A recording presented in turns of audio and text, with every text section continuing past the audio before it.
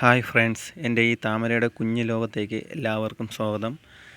നമ്മളിന്ന് കാണുന്നത് white peony, അതായത് ഒരു വെള്ളത്താമരയാണ്. ഒത്തിരി പെറ്റൽസോട് കൂടിയ വെള്ളത്താമര. ഇതൊരു ട്രോപ്പിക്കൽ വെറൈറ്റിയാണ്.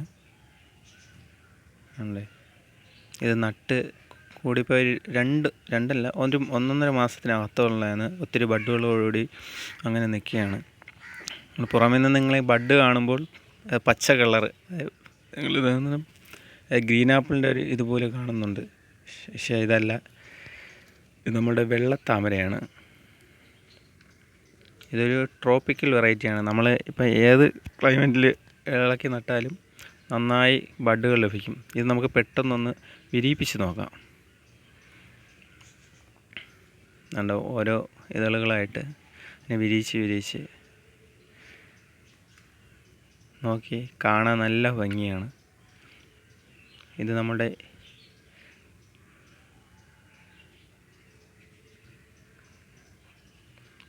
കണ്ടോ, ഇവ വിരിയിക്കേണ്ട താമസം. തേനീച്ചകളൊക്കെ വന്ന് അടിപൊളിയായിട്ട്. ഇതാണ് നമ്മുടെ വൈറ്റ് പിയോണി. കാണാൻ സൂപ്പറല്ലേ? അടുത്തൊരു പുതിയ വീഡിയോയുമായിട്ട് വീണ്ടും കാണാം. Bye bye.